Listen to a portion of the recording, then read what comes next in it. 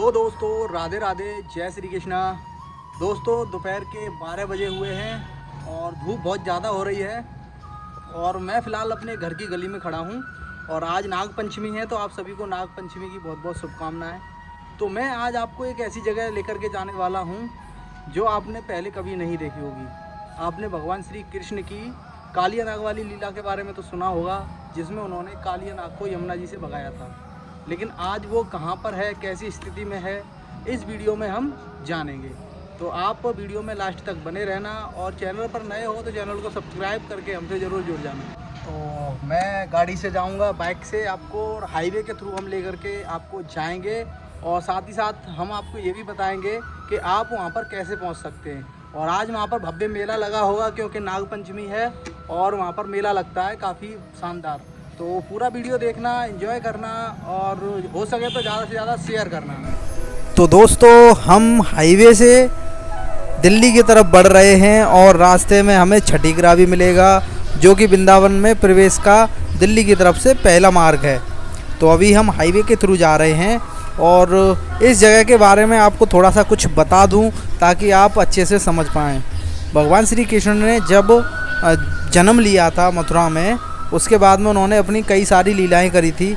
उनमें से ही एक लीला उनकी ये थी कि उन्होंने कालिया नाग को नाथा था और वृंदावन से उसको भगाया था।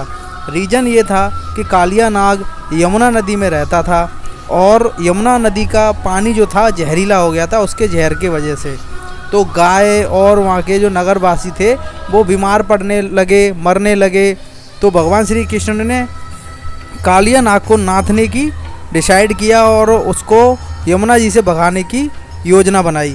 तो वो छोटे थे तो डायरेक्टली कोई काम नहीं कर सकते थे, तो उन्होंने एक लीला रचाई कि वो बॉल खेल रहे थे अपने दोस्तों के साथ में, तो उन्होंने बॉल को नदी में फेंक दिया, यमुना नदी में। तो उनके दोस्तों ने बोला कि जाओ बॉल को तुम ले करके आओ। तो वो उन्हें तो अपना काम करना था। तो यमुना नदी में भगवान श्री कृष्ण ने छलांग लगा दी और वो पहुँच गए कालिया नाग के स्थान पर जहाँ वो रहता था। उन्होंने कालिया नाग से काफ़ी रिक्वेस्ट करी कि आप यहाँ से चले जाओ, आपकी वजह से यमुना जी का जो पानी है वो दूषित हो गया है। लेकिन उसने उनकी एक नहीं मानी। फिर भगवान श्री कृष्ण ने कालिया नाग के साथ में युद्ध किया, उसको परास्त किया और उसको आदेश दिया कि तुम यमुना नदी से निकल करके चले जाओ हमेशा के लिए। तो कालिया नाग चला गया, लेकिन भगवान श्री कृष्ण ने एक बात उससे बोली थी कि अगर तूने पीछे मुड़ के देख लिया तो तू पत्थर का हो जाएगा। कहीं से भी अगर तूने पीछे मुड़ के देखा तो तू पत्थर का हो जाएगा। तो इस जगह पर हम जा रहे हैं। इस जगह का नाम है जैत और ये मथुरा का एक छोटा सा गांव है जो कि हाईवे के किनारे पर बसा हुआ है। जब कालिया नाग वृंदावन से निकल करके इस गांव में पहुंचा तो उसने पीछे मुड़ के देख लिया। जैसे ही उसने पीछे मुड़ के देखा वो पत्थर का बन गया।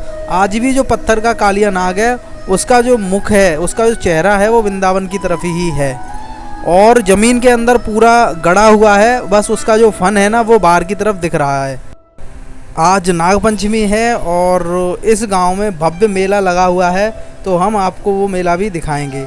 अभी हम काफ़ी आगे आ चुके हैं, वृंदावन हमने क्रॉस कर दिया है और हाईवे से हम दिल्ली की ओर बढ़ रहे हैं। आपको भी ऐसे ही जाना है, ज़्यादा दूर नहीं है वृंदावन से, मुश्किल से 4 से 5 किलोमीटर दूर है ये गाँव जैत। याद रखना जैत गांव है ये। और आप देख सकते हैं कि इस तरीके से रोड पड़ेगा, ये बिल्डिंग वगैरह पड़ेंगी, आप ध्यान में रखना। और GLA यूनिवर्सिटी के बारे में तो आपने सुना ही होगा, उससे पहले ही ये गांव पड़ जाता है।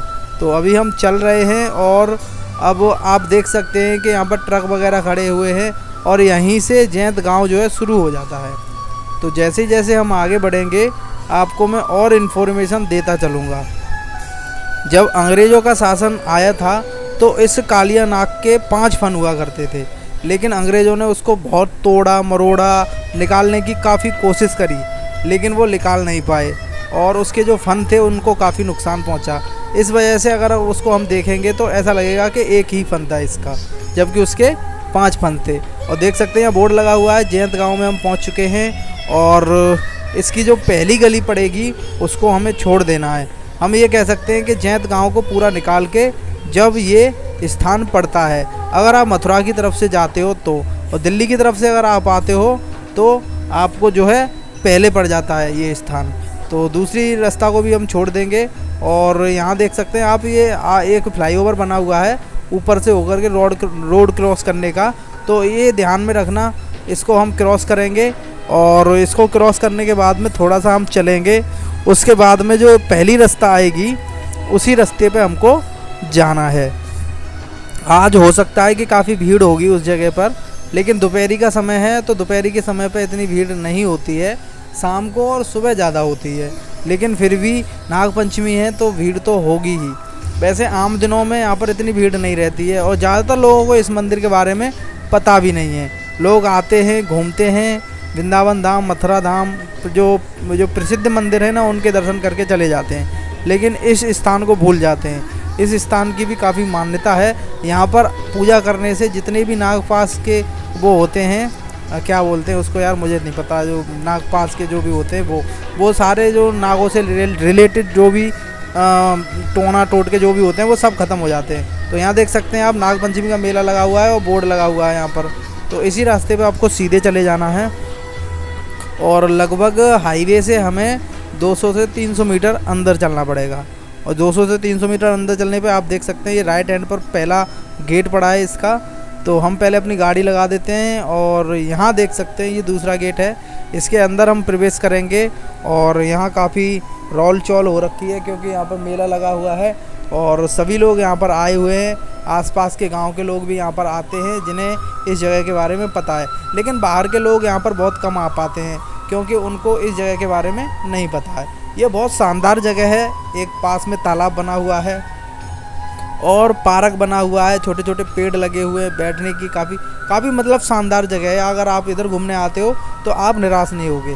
यहाँ पर ये प्रोग्राम भी हो रहा है, कुछ देख सकते हैं यहाँ पर टेंट लगा रखा है और यहाँ पर प्रोग्राम भी हो रहा है। कुछ लीलाएं हो रही होंगी भगवान श्री कृष्ण की, यही वाली कालिया नाग वाली, बच्चों को बनाया हुआ कृष्ण भगवान कालिया नाग, वो लीलाएं यहाँ पर होती हैं। और ये सामने जो देख रहे हैं आप, यही वो स्थान है जहाँ पर कालिया नाग का फन दिख रहा है बाहर को।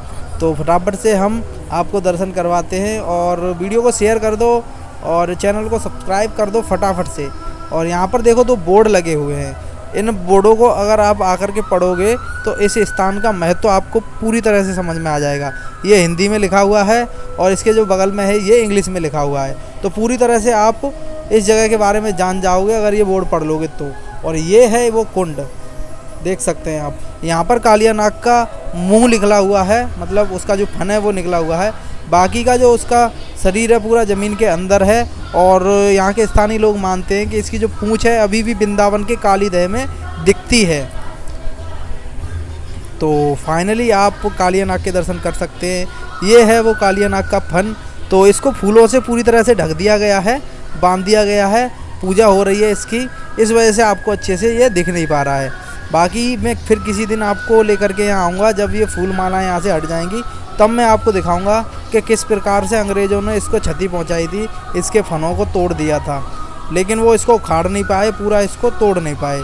तो ये है कालिया नाग और आप देख सकते हैं यहाँ पर पूजा करने ज़रूर आएँ आप। और ये प्रोग्राम हो रहा है बच्चों का, जो यहाँ के स्थानीय लोग हैं वो यहाँ पर करवाते हैं प्रोग्राम, जो प्रधान जी हैं यहाँ के वो। और यहाँ पूरा ये पार्क सा है और मेला लगा हुआ है यहाँ पर। तो आज अगर आप शाम को जाना चाहते हैं तो आप जा सकते हैं, वीडियो में अभी अपलोड कर दूंगा, तो आप अगर देख लेंगे तो शाम तक आप यहाँ पर पहुँच जाएंगे अगर आप मथुरा के रहने वाले हैं तो। और बाहर से भी अगर आप आ रहे हैं तो आप यहाँ पर घूम सकते हैं। अगले वीडियो में मिलेंगे। राधे राधे, जय श्री कृष्णा।